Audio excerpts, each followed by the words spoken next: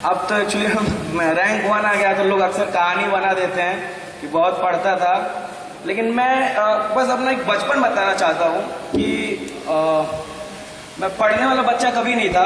मतलब पढ़ाई में उतना मजा भी कभी नहीं आता था, तो अक्सर बदमाशी में ही बचपन गुजरा है। तो डिफेंस में जाने के लिए मुझे मतलब 2-3 एसएसबी मैंने दी थी। प्रीलिम्स तो क्वालिफाई हो जाता था, एनडीए सीडीएस जो भी था, लेकिन एसएसबी मुझसे क्लियर नहीं हो पाया। और फिर 2017 में मालूम चला कि कलर ब्लाइंडनेस है।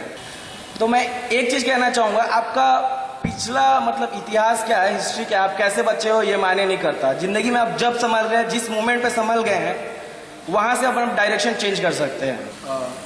सभी आदरणीय बड़े भैया लोग और श्री डीएम सर और एसपी सर और उनके पिताजी हैं और अपने प्रिय दोस्तों को सबसे पहले सबको सादर प्रणाम। और आप जो भी युवा लोग हैं, आप मैक्सिमम लोग यूपीएससी की तैयारी कर रहे हैं क्या?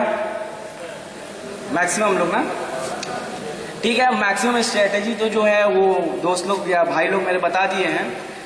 तो मैं अपने बारे में थोड़ा सा बताऊंगा, उसके बाद मैं कोशिश करूंगा कि आप लोग सवाल पूछें, क्योंकि वो हिस्सा बाकी रह गया। यहाँ मैक्सिमम लोग आए और अपना स्ट्रेटेजी बताए। कोई आपको डाउट है उस तरह का आप पूछ सकते हैं। उसके पहले मैं थोड़ा अपने बारे में बता दूं। अब तो एक्चुअली हम रैंक 1 आ गया तो लोग अक्सर कहानी बना देते हैं कि बहुत पढ़ता था। लेकिन मैं बस अपना एक बचपन बताना चाहता हूँ कि मैं पढ़ने वाला बच्चा कभी नहीं था। मतलब पढ़ाई में उतना मजा भी कभी नहीं आता था, तो अक्सर बदमाशी में ही बचपन गुजरा है। मेरे मामा हैं, 12th तक हमको बहुत समझाते थे कि अब पढ़ लो पढ़ लो पढ़ लो, लेकिन शायद उस समय नहीं समझ में आता है, उतना मैच्योरिटी नहीं होता है। तो पढ़ाई से बहुत दूर दूर का मतलब कोई क्लोज रिलेशन नहीं था। और जो टॉपर लोग थे उस समय अपने क्लास के जो होते थे, हम लोग बहुत चिढ़ते थे, क्योंकि वो लोग अक्सर मॉनिटर बन जाते थे। अब वो मॉनिटर बनते थे तो हम बदमाशी करते थे और टीचर बोलते थे। तो टॉपर लोग से बड़ा रिलेशन मतलब एंटी वाला रहता था। लेकिन धीरे धीरे जब मैं बीटेक कर लिया तो मुझे बचपन से ये था कि डिफेंस में जाना था। तो डिफेंस में जाने के लिए मुझे मतलब 2-3 एसएसबी मैंने दी थी। प्रीलिम्स तो क्वालिफाई हो जाता था, एनडीए सीडीएस जो भी था, लेकिन एसएसबी मुझसे क्लियर नहीं हो पाया। और फिर 2017 में मालूम चला कि कलर ब्लाइंडनेस है। तब उसके बाद मेरा पूरा डाइवर्ट हो गया माइंड कि अब सिविल सर्विसेज की तरफ जाना है। तो मैं एक चीज कहना चाहूंगा, आपका पिछला मतलब इतिहास क्या है, हिस्ट्री क्या है, आप कैसे बच्चे हो ये मायने नहीं करता। जिंदगी में आप जब संभल रहे हैं, जिस मोमेंट पे संभल गए हैं, वहां से अपन डायरेक्शन चेंज कर सकते हैं। पढ़ाई आप कभी भी कर सकते हैं, जरूरी नहीं कि आप बचपन से बहुत ही ब्रिलियंट स्टूडेंट हो। और इसके अलावा अगर आप कुछ क्वेश्चन पूछना चाहेंगे तो शायद मैं ज्यादा स्ट्रेटजी मैं इसलिए नहीं बता रहा हूँ कि देखिए स्ट्रेटजी इतनी ज्यादा हो गई है। यहाँ यूट्यूब पे सब लोग स्ट्रेटजी दे रहे हैं, यहाँ सब लोग, तो ज्यादा स्ट्रेटजी देने से भी बच्चे ज्यादा कंफ्यूज हो जाते हैं। तो अगर मुझसे पूछिएगा तो बीपीएससी की कभी स्पेसिफिक तैयारी मैंने नहीं की है, तो शायद मैं उतना उपयुक्त इंसान भी नहीं हूँ कि मैं आपको उसके बारे में ज्यादा समझाऊं।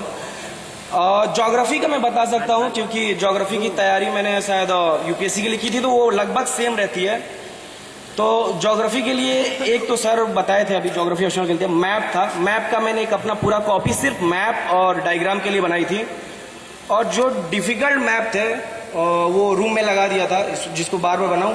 लेकिन उतना शायद जरूरत नहीं पड़ता है बीपीएससी के लिए। बीपीएससी क्वेश्चन बहुत ही मतलब डायरेक्ट होते हैं कि व्हाट इज दिस टाइप, तो उतना जरूरत नहीं पड़ेगा आप लोगों को। यूपीएससी का थोड़ा एनालिटिकल होता है।